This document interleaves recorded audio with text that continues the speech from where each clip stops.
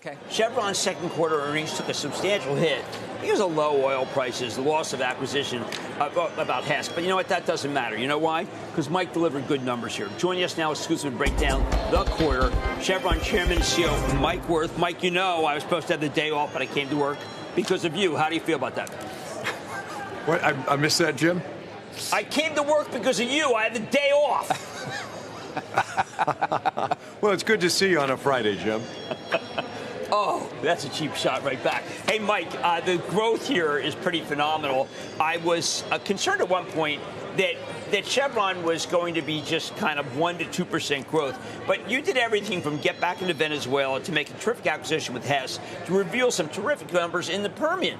You are, I think, growing like a very small oil company. How did this happen?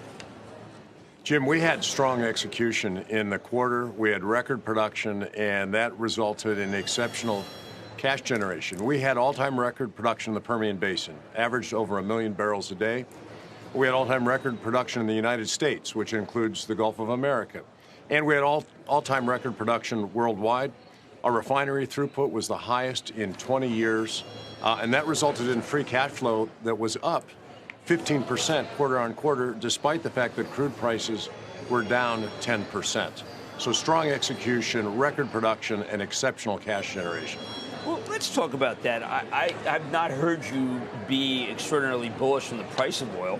If you can do that number, this number that was just reported, at this lower oil price, what would happen if oil went back to 80? Well, obviously, things would get even stronger. The nice thing is we're positioned to thrive in all price environments. We've got consistent cost and capital discipline. This last quarter was our lowest CapEx in more than 2 years. We've got $2 to $3 billion in cost reductions that are underway. We've got leading free cash flow growth with $12.5 billion from 24 to 26 at just a $70 oil price, about where we are today. So that takes us from about $8.5 billion in free cash flow in 2024 to $21 billion in 2026. So we are hitting on all cylinders. That is remarkable growth. Does it matter that the president is very pro-oil, very pro-fossil fuel in terms of your long-term planning? For instance, you have a huge Permian, but we need more natural gas pipe coming out of the Permian to be able to do more drilling. This is something the president favors. Are his policies having an impact on your 3 to 5 year out planning in this country? Well, it's certainly nice to see an administration that recognizes the importance of American energy abundance. It underpins our economic competitiveness, our security, and increasingly energy dominance is going to be the foundation for AI dominance. So we're seeing policies and actions that support investment in energy that will lead to more energy supply in this country. And I think that's good in the near term. And I think these policies will last beyond his administration in many instances and underpin investment well into the future. Mike, you just mentioned $21 billion in free cash flow by 26. So what are you going to do with all that money? I mean, when you think about the allocation in terms of what you use it for, how does that get partitioned?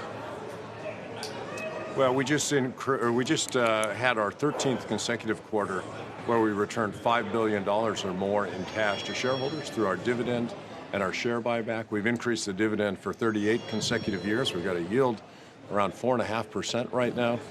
We're buying back between $10 and $20 billion in shares every year. And we've got a balance sheet that continues to be very strong with 14% net debt, a AA credit rating. This will underpin consistent and reliable cash return to shareholders well into the future. Right. So, yeah, that's a big number, and it's a big increase, as you just pointed out, from where we are right now to the $21 billion then. But how much of it's going to go back into the ground? I mean, you're doing 1 million barrels now out of the Permian. Can we expect that will go up, or that you will spend a lot more on potential production from areas like that and or others around the world? Well, we'll be investing to continue to grow production. We expect to grow production again next year. We've got projects underway around the world. In the Permian, we're actually going to begin moving toward a plateau. And the reason is, if you look at what smaller producers did the last decade, there was a lot of growth, and there was very little free cash that ever came off of that growth. It all got reinvested. As we reach 1 million barrels a day, we can hold a plateau at that level for the rest of this decade, the rest of the following decade, and at a much lower level of capital spend, we can generate steady, reliable free cash flow for years and years and years to come, which further strengthens the balance sheet, and it underpins those cash returns to shareholders, and we'll also use some of that cash to invest in production growth around the world.